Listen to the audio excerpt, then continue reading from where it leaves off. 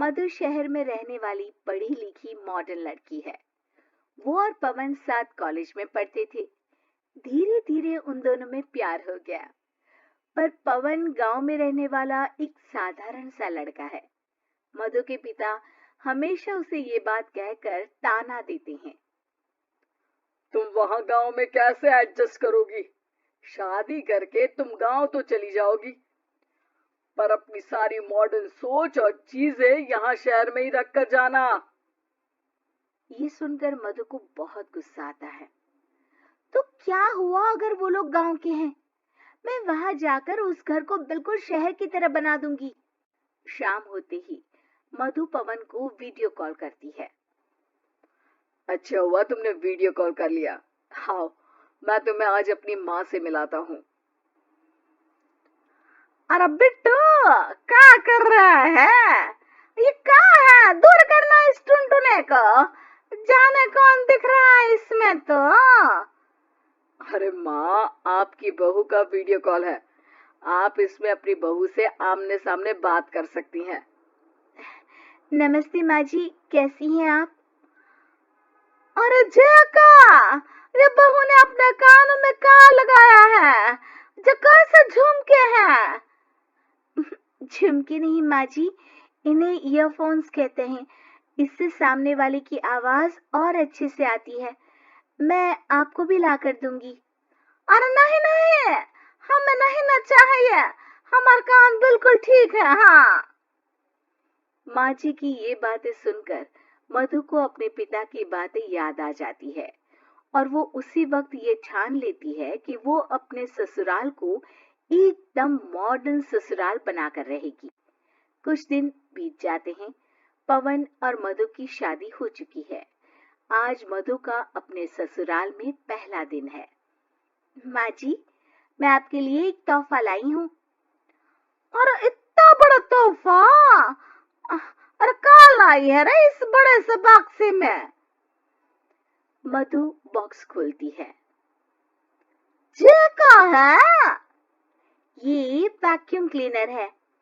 मैंने आपको झाड़ू लगाते हुए देखा तो सोचा अब आपका काम आसान हो जाएगा। अरे वाह बहू वाह, तूने मुझे झाड़ू लगाते हुए देखा तो तू मेरा हाथ से झाड़ू लेकर खुद भी तो लगा सकती थी ना। पर नहीं, तूने तुझे मशीन लाकर मेरे हाथ में दे दी कि यह काम हमेशा मैं ही करूं। ये आजकल की शहरी छोरियां बिल्कुल नहीं बदलेगी। मधु को मन ही मन गुस्सा आता है, पर फिर भी अपना गुस्सा भूलकर मधु माँ जी को वैक्यूम क्लीनर इस्तेमाल करना सिखाती है। अगले दिन मधु सुबह उठती है तो ये आंगन में से कैसी आवाजें आ रही हैं? मधु दौड़ती दौड़ती आंगन में जाती है और देखते ही चौंक जाती है। अरे माँ जी, ये आप क्या कर रही हैं? और वो क्या है ना, सुबह मैं जब कुएं से पानी निकाल रही थी तो मेरे कान की बाली उसमें गिर गई थी।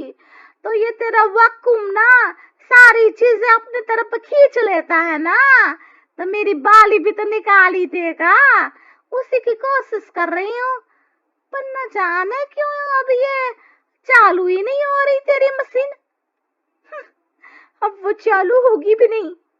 पर अब कुएं में से पानी निकाल क्यों रही थी? अरे कमाल करती हो ना बहू। पीने के लिए पानी क्या तेरे मायके से लाऊं मैं? अरे कुएं से ही तो निकालना पड़ता है। हाँ, पीने के लिए पानी, और वो भी कुएं से।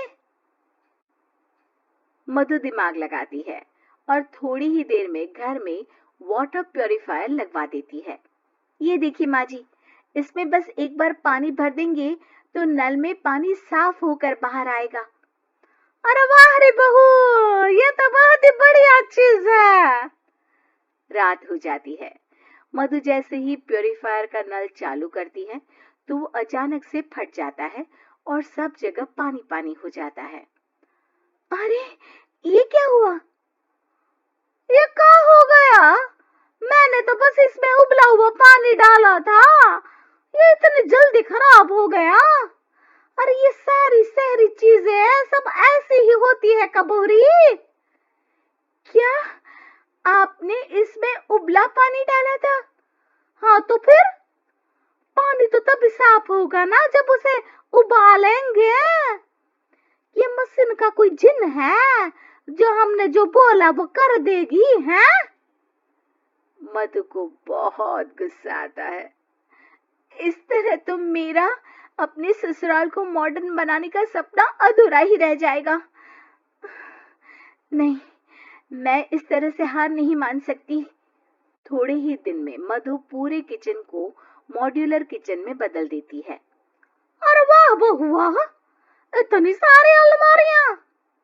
माँ जी मॉड्यूलर किचन देखकर बहुत उत्सुक हो जाती है। ये बक्सा का है। बहू ने शायद गलती से इसे यहाँ रसोई में रख दिया है, पर है तो ये बहुत ही बढ़िया। अगले दिन सुबह, अरे मायरी क्या हो गया? मैं तो बर्बाद हो गई। मेरी सारी पूंजी जलकर राख हो गई। हे राम, अब मैं क्या करूं? माँ जी की रोने की आवाज सुनकर मधु दौड़ी दौड़ी किचन में आती है और इतना धुआं देखकर घबरा जाती है। ये सब कैसे हुआ माँ जी? ये आग कैसे लगी? ये सब तेरा इस मॉड्यूलर किचन की वजह से हुआ है, और ऊपर से तूने तिजोरी जो रसोई में रख दी थी, मैंने जैसे ही अपने गहने और पैसे इसमें रखे और बाहर से इस ताले को घुमाया, ये तो 5 मिनट में ही आग बबूला होकर फट गया। अरे माँ जी, ये तिजोरी नहीं है, ये तो माइक्रोवेव है। इसमें गहने नहीं रखते, खाना गर्म करने के लिए होता है ये। और ये जो आपने घुमाया ना, ये ताला नहीं है, आपने इसके टेम्परेचर को फुल कर दिया, इसलिए फट गया। माँ जी और जोर जोर से रोने लगती है।